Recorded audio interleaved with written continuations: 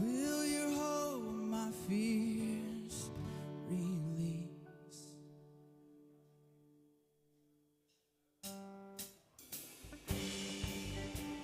Good morning. Welcome to Watershed. We're so glad that you're here. If you would, join us. Stand and let's sing together.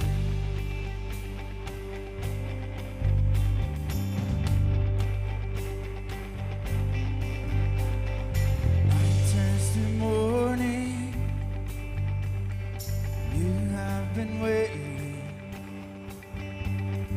Whispering to me. Gently I'm waiting. It's the dawn of a new day. You painted for me. Colors exploding, telling our story. I'm waking up, I'm waking up.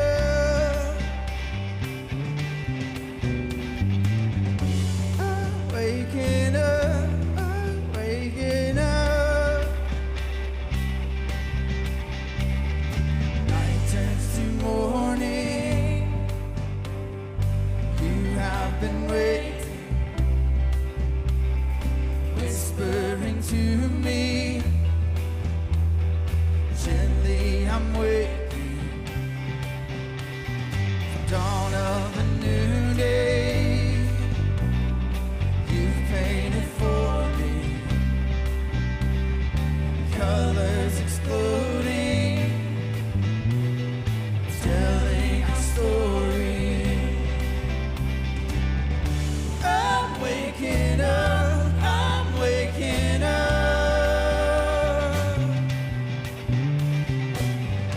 I'm waking up, I'm waking up.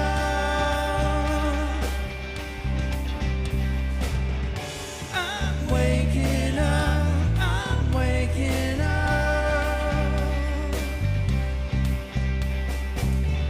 I'm waking up, I'm waking up. I can feel the rising of the sun. Mercy sings me the promise of your love. I'm reminded of how far we've come. You're the one that my heart's beating for. I can feel the rising of the sun. Mercy sings me the promise of your love. I'm reminded of how far we've come. You're the one that my heart is beating for. I can feel the rising of the sun. Mercy sings me the promise of your love. I'm reminded of how far we've come. You're the one that my heart's beating for.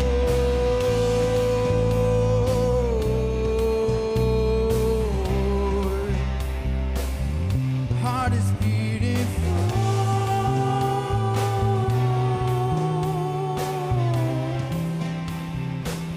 My heart is beating for.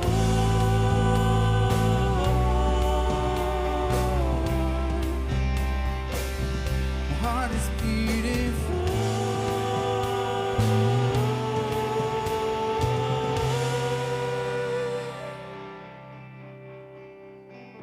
I'm waking up, I'm waking up.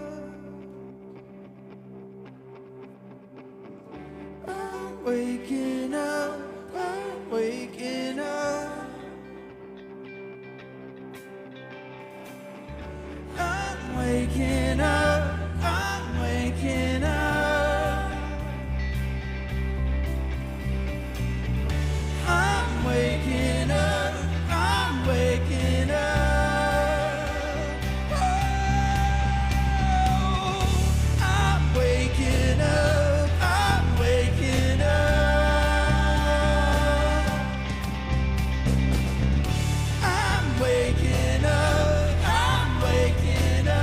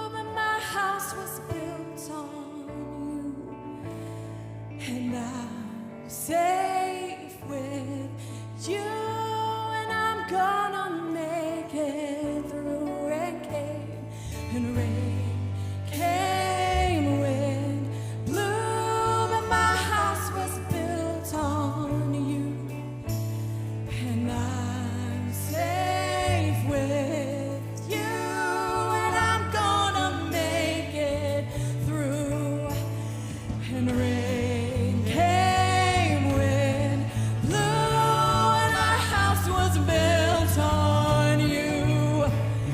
And I'm safe with you, and I'm gonna make it through.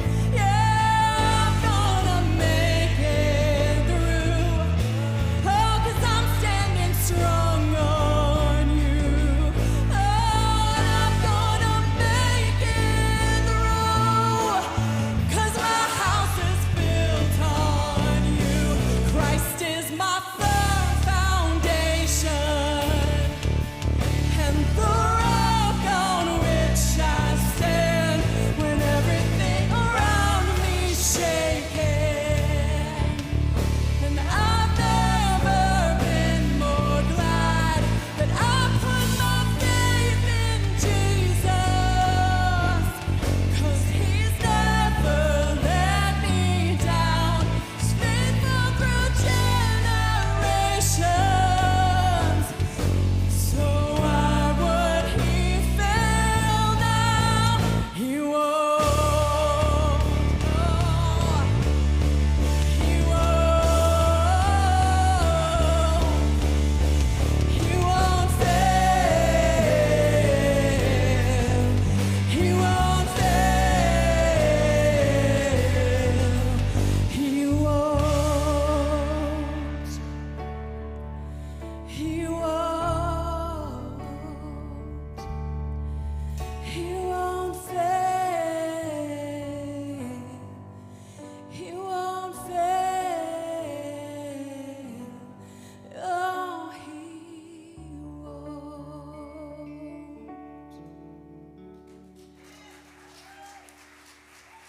Thank you for singing with us. You can be seated.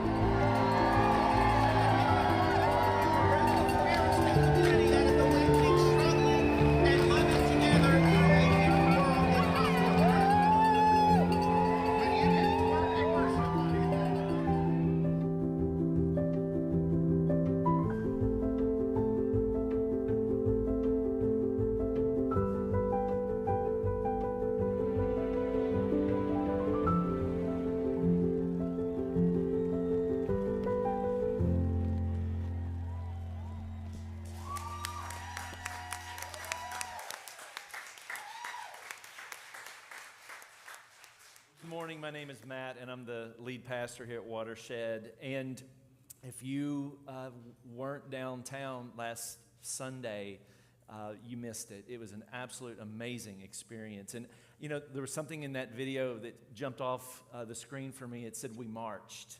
I want to be really clear that, like, it was so much joy, so much celebration. It was unfiltered joy It was beautiful, but we were marching because the world is wrong about this. And standing in solidarity with our brothers and our sisters and our siblings, that's why this is so important. Some of you, I've heard some of you say, I'm not sure I'm an activist. If you were there, you were being an activist in that moment. And so I just wanted to take a moment and validate us as a church, this community, for the way that you showed up in that moment. I want to thank Kindred for inspiring us as a church, for leading us on this front. I want to say thank you to, I know he's here, and I'm going to embarrass him. Hudson Howard, raise your hand real quick. Where you at? Come on, right there. Hudson showed up in a long sleeve t-shirt. I'm still not sure why that was the case. I think it might have been your only beloved shirt, right? What's that? Only one left, man. Taking one for the team, but walked through those streets and captured all of that. So thank you for giving us that gift. As a community, this is how we want to be animating hope forward. Whether it's at Pride, whether it's through our family ministries, whether it's through regional collectives, our international partnerships, or the 200 plus people that show up here every week and sit in this space and some of these adjoining rooms seeking recovery, getting healthy, finding their life. That's what it means to animate hope here. And I feel like we're just getting warmed up in the aftermath of so much over the last couple of years. And I wanted to name that on the front side this morning. We got a lot of celebrating to do today, a lot of gratitude to practice, a lot of joy to animate here this morning. But I want to say thank you for those of you who have helped make this possible by the way you show up with your time, like the way that you volunteer and you participate, the way that you allow your resources to be a part of this. Over the last 3 to 4 months, we've been in a massive Nevertheless campaign that says, man, like as a community, we should be telling our story. We should be allowing our participation to matter. And what does it mean for your resources to matter here? And we set a goal of about $6,000 more a month of recurring giving. And we're $1,000 away as we close out this month. And so if there's ever been a time for someone who is interested in going, this matters. Like, I don't know what else to say. Like, will you join us in that endeavor? We need probably $1,000 more dollars. Right around, I think we're, yes, $5,000 out of $6,000 is where we are. And there's real secure ways of doing that. And I would invite you to do so. Also, a couple other things. Preface gets cranked back up the first Tuesday, or second Tuesday, I think it's the 12th of September. Some of you, I've been bird dogging now for months. And Betsy just laughed because 2 years I've been on her to do this, and she finally jumped in last week. That's just joy about Preface right there. That's all that is. So there's easy ways to sign up if you're interested in understanding what this place is more about. It's a great experience. You'll meet new people. We'd love to have you. It's the thing I do that I enjoy the most around here. And then also, Heart Math Tutoring is an organization that we've partnered with now for numerous years, and Heart Math comes in at the 3rd and 4th grade level of a student in under-resourced parts of the city and says, what does it mean to connect a caring adult to help tutor a kid for about 30 minutes a week. It doesn't matter where you live, you can be a part of this. That's one of the things we love about it, and there's ways to get involved either in person or Zoom. Thank you for this morning already. I am so excited about what you're about to experience, but before we go any further, would you take a moment, stand up, and say hello to someone this morning in whatever appropriate means that works for you. Thanks.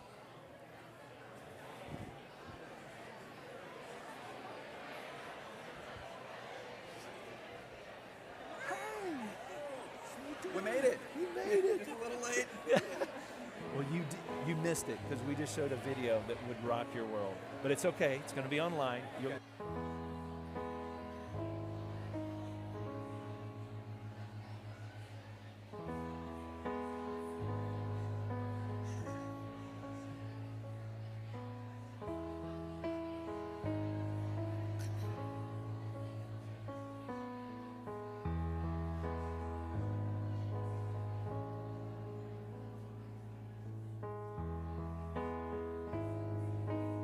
loving the energy this morning and all the hellos. So I talked to Kim, and I'm not going to give away her message because she'd probably come up here, and I don't think I could take her. But it has something to do with Barbie in the Bible, and so I'm not going to give any of that away. But this song is from the Barbie soundtrack. So here we go.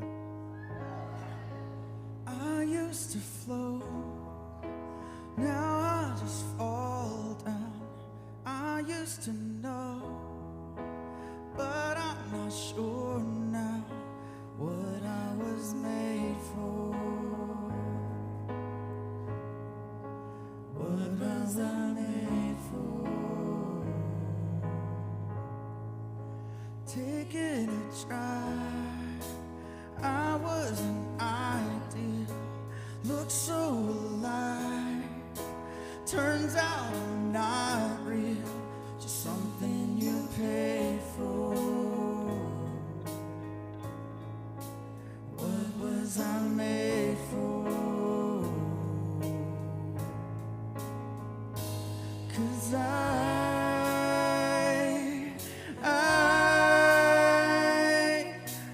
don't know how to feel, and I wanna try. I don't know how to feel, but someday I might. Someday I might.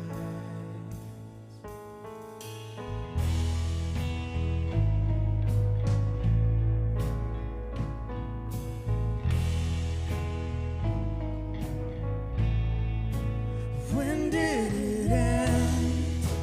All the enjoyment. I'm sad again, but don't tell my boyfriend it's not what he's made for. What was I made for? 'Cause I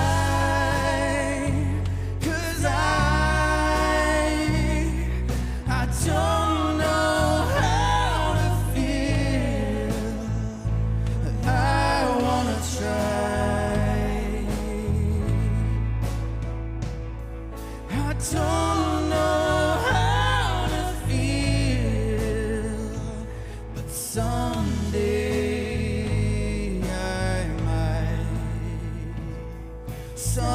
Someday I might. I think I forgot how to be happy. Something I'm not, something I can be, something I wait for, something I made for. 'Cause I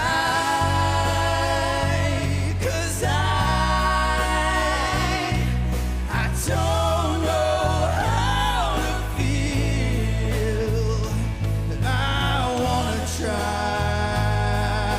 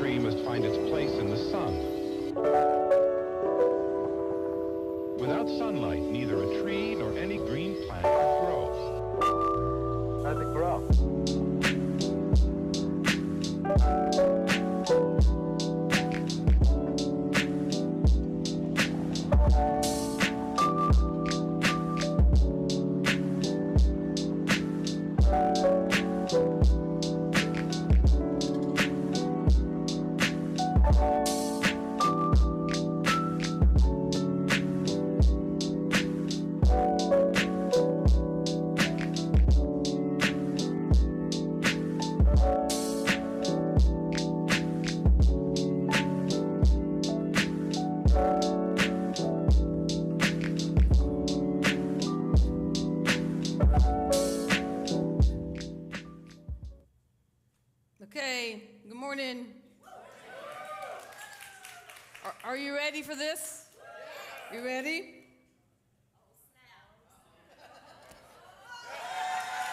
Yeah. Well, good morning. Guess what? I need to know who here saw the movie Barbie. Yes, yes. Okay. How many of you, or a friend, or a relative, were told to not see the movie, that you had to go see Sound of Freedom instead of Barbie? You had to choose, right? Like you heard this? Yeah. That let's divide Christianity a little bit more. And what movie you pick to see indicates where you are in your Christianity, right? Okay. So we've even been shamed about what movie we choose to go see. But I think that Barbie and the Bible both have a lot in common. If you were raised in this country, doesn't matter your socioeconomic status, race, sexual orientation, gender identity, how well you were raised, you have been influenced by Barbie and the Bible. You've been influenced by both. And both have a lot of positive and negative characteristics, and it's really complex. And to say the least, it's interesting. Ruth Hansen, the founder, creator of Barbie, started this because she watched her daughter like having paper cutout dolls. And she just wanted her to have a three-dimensional doll so she could envision herself, have a future self. I think the Bible's the same. I think Jesus' representation is us being able to imagine a higher self, a future self. I think both are a mirror of becoming more kind, more compassionate, more loving, more authentic. But shame comes in and stops this. It completely impedes it. Shame's an emotion. You can feel ashamed. But it's more important than that. See, shame is a set of beliefs. It causes you to believe that something is wrong with you, that you're too much, or you're too little. Shame causes us to think that we are not good enough, that we're not enough. And all the studies on Barbie, like for a long time, all the studies have shown that how the children playing with them and preteens and teenagers, like it affects their sense of self. It affects their self-esteem and their self-worth. In even more recent studies, there's a clinical psychologist here in Charlotte. Her name is Jennifer Webb. She's a professor at UNC Charlotte. And her studies have shown that we're so affected. Do I need a hand mic? Because my wife is like getting upset. And I have to go home with her. It's driving me crazy too. Can we just keep going? We back up? Am I close to something? Oh, I feel so far away from y'all. This is so wrong, but can y'all hear me okay? Okay.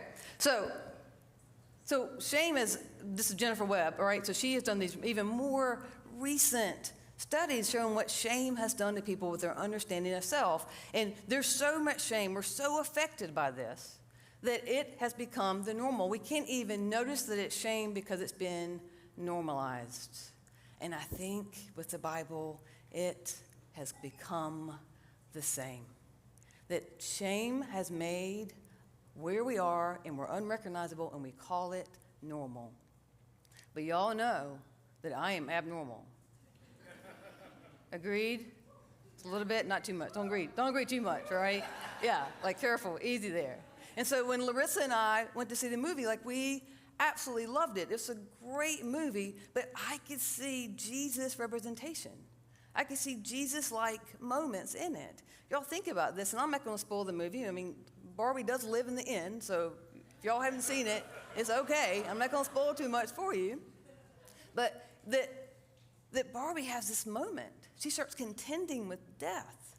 She starts thinking about death, and this causes her to have a resurrection. She comes to life. She goes out looking for her authentic self because of that. I can see that and hear Jesus in that. And if anybody in the movie represents Jesus, it's Weird Barbie. She's beaten, tortured by little kids like me. And like when they need a plan of how to go help other people, who do they go to? Weird Barbie. And Weird Barbie wanted Barbie to wear Birkenstocks. So that is evidence. That's hardcore evidence right there. And here's the biggest thing about it. Like, they devise this plan.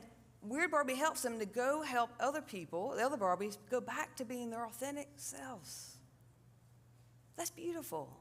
And what I love the most is that of all the Barbies, Weird Barbie is considered unremarkable looking. And the Bible tells us that Jesus was unremarkable in appearance. That our psychological and spiritual mirror of Jesus, our reflection of our future self, came here, and it wasn't about how he looked.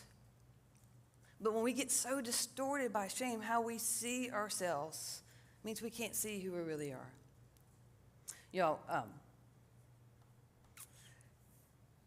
I want to talk about how we can be on a journey from shame into emotional sobriety and what that means. So we get intoxicated by our shame. We get intoxicated by what we've been through, by our trauma. And it causes us to have an over-dependence on something or someone because there's an underdevelopment of our true self. And our over-dependence may be on alcohol, it could be on drugs, but it also becomes on Netflix. It becomes on someone's opinion of us. It becomes on if someone smiles at us or not. It becomes about what someone else thinks about us. It becomes about us wanting more from food than what's ever meant to give us. It causes an over-dependence on something or someone. And it happens so much it's considered normal. And if we're going to be on a path of emotional sobriety, let me tell you what that means. Emotional sobriety, to keep it simple, is that it means that there's an agreement with others and with God of who you are. See, shame won't let you receive anything that's good. Shame won't let vulnerability come in a way that's a bridge to connection. And shame won't let you have awareness, discernment of what message to bring in and what message to divorce. And then when we have emotional sobriety, it means we're in balance. It's not over anymore. We're in balance relationship with self, with others, and with God. Shame will come in and cause you of how you look at yourself psychologically, spiritually, that you'll see it in a distorted way. Even when shame comes in, when you look in the mirror, you won't even see yourself physically, how you actually look. When I was in 7th grade, I was in this creative writing class. I've always been a writer. I love writing. And they used to come and get me, and they would call me out in front of all the other kids, and they would take me to a speech impediment class so I could learn how to speak correctly. So first of all, being pulled out of class for everybody else never felt great to me. And then they put me in the speech impediment class, and this is what they did. They made me look in the mirror and watch how I was forming my words. And all I could see was actually what I could hear was all the shame voices and kids making fun of me for how I look and making fun of me for how I talk. I couldn't make any progress because I couldn't see myself accurately. Shame causes us to have such a distorted view.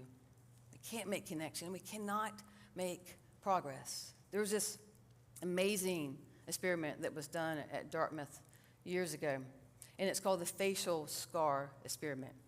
And so they had the participants come in, the subjects come in. This is a double-blind experiment.